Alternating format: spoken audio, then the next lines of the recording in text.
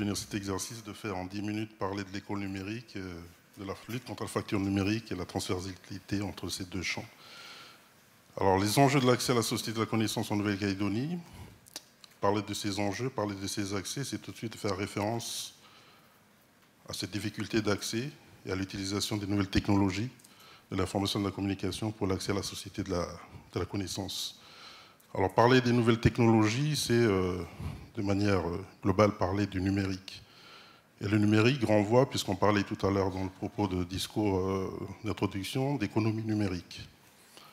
Alors, l'économie numérique, très synthétiquement, ce sont différents secteurs qui utilisent les nouvelles technologies comme cœur ou support des activités de ces différents domaines.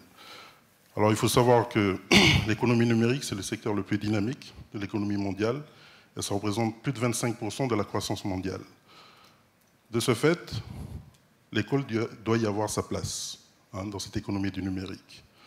Toutefois, en Nouvelle-Calédonie, l'école accuse un retard indéniable dans le domaine du numérique. Et dans ce sens-là, combler ce retard, c'est accroître l'égalité des chances pour favoriser la réussite scolaire des jeunes générations. Alors, l'école numérique, vous l'avez bien compris, peut constituer un vecteur de cet enjeu d'accès à la société de la connaissance. Mais se focaliser essentiellement sur l'école numérique et les actions qui sont mises en œuvre dans le cadre de l'école numérique, ce serait tenir un discours, je dirais, réducteur et oublier tout ce qui doit se faire autour de l'école. On ne peut pas parler que de l'école numérique si on ne pense pas à tout ce qui est confiance, à tout ce qui est communication qui doivent transiter au sein de l'école, par l'école et à l'extérieur de l'école. Et là, je fais référence à tout ce qui concerne la confiance numérique. Parler de l'école numérique, c'est parler aussi de ces outils qui doivent impérativement communiquer entre elles. Et là, on va parler d'interopérabilité. Donc, en gros, c'est le champ de l'administration numérique. On parle de confiance, on parle d'accessibilité, on parle d'interopérabilité. Parler d'école numérique, ce n'est pas oublier aussi qu'il y a encore des territoires en Nouvelle-Calédonie qui n'ont pas accès à l'Internet, au haut débit, qui n'ont pas encore accès aux nouvelles technologies. Et là, on va parler d'aménagement numérique du territoire. Des projets qui doivent mener de concert avec notre opérateur local qui est l'OPT.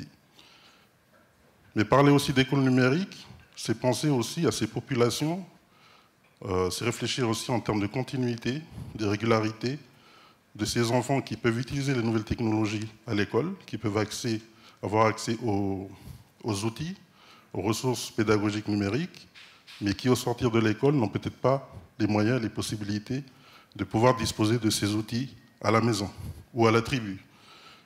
Donc, on va parler de lutte contre la fracture numérique.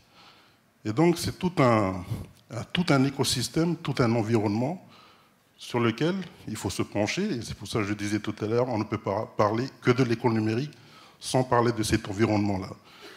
Et il y a d'autres champs, on va parler de e-santé et bien d'autres.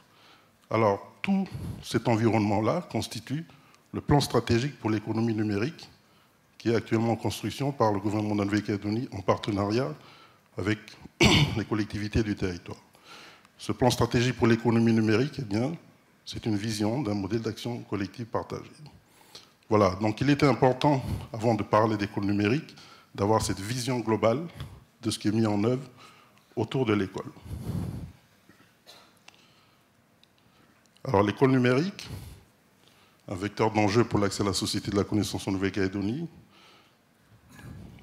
Un séminaire, si je repars un peu sur l'historique, un séminaire a eu lieu en 2011, vers l'école numérique. Un séminaire qui s'est organisé autour de 4 thématiques principales. La première, un questionnement. En quoi le numérique peut-il être au service de la stratégie de l'éducation?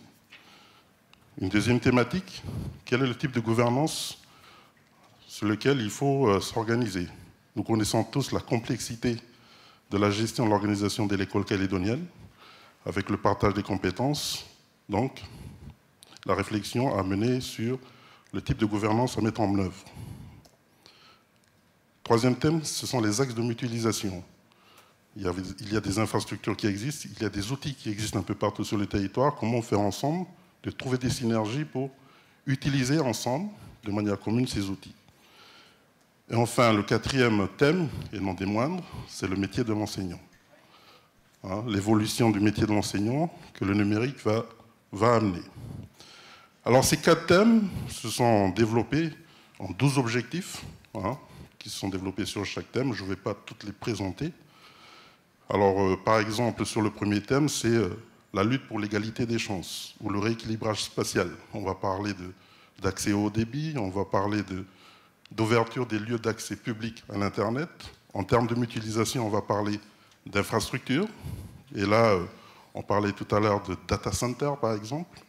On va parler d'accès aux ressources numériques, un peu partout sur le territoire. Et sur le métier de l'enseignant, on va parler de formation ou des politiques de motivation de l'enseignant. Et ça continue.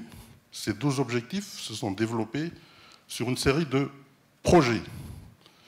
Alors ces projets, c'est par exemple, je parlais tout à l'heure de la lutte pour l'égalité des chances, c'est développer les lieux d'accès public à l'Internet, les LAPI, ou développer l'accès au haut débit, puisque si on envisage de mettre en place ou mettre en œuvre des espaces, des environnements numériques de travail, il faut penser à ce haut débit. En termes de gouvernance, on peut réfléchir à des modalités telles que les contrats intercollectivités ou la création de structures de gouvernance.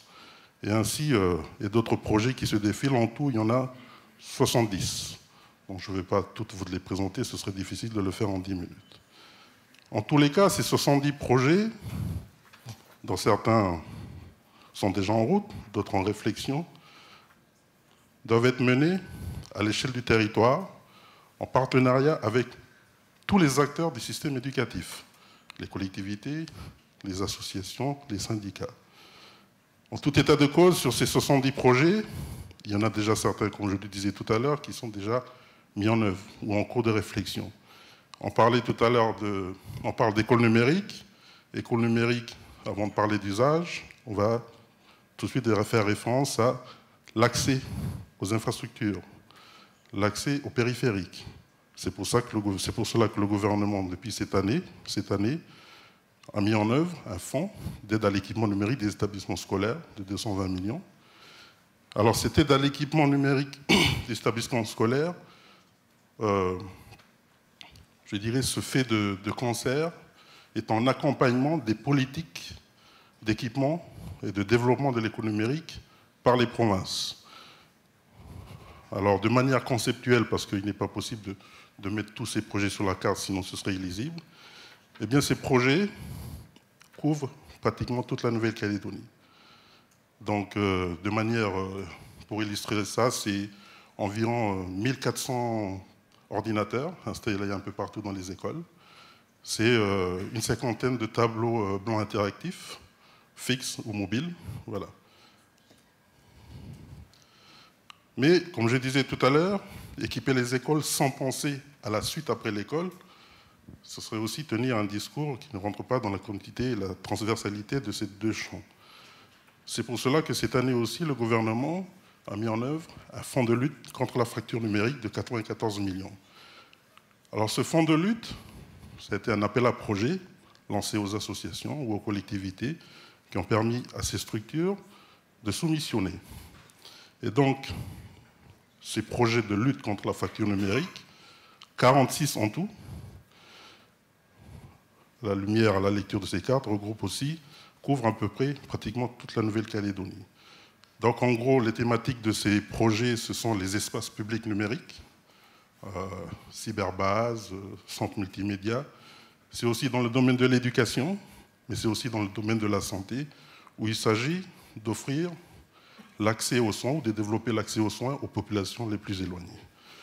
Donc de manière générale, pour résumer, ce sont toute une série d'actions où le numérique doit permettre à tous les mêmes possibilités d'accès à la connaissance et au savoir. Je vous remercie de votre attention.